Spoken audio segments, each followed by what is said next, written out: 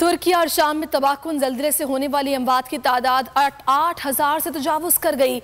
आलमी इदारा सेहत की रिपोर्ट के मुताबिक तुर्किया में 5,894 और शाम में 2,470 अफराद जाँ बहक हो चुके हैं। दोनों मुल्कों में अमवात की तादाद 40,000 तक जाने का खदशा जाहिर किया गया है।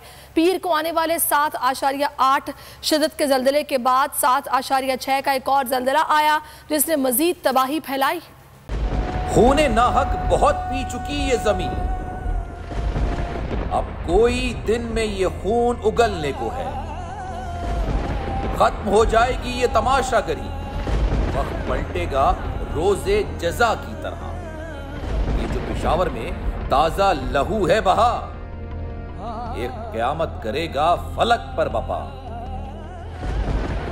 गम की सलमनाक घड़ी में बोल सानिया पेशावर में शहीद होने वालों के लवाहिकीन के साथ। सब्सक्राइब करें और बेल दबाएं ताकि कोई खबर रह न जाए।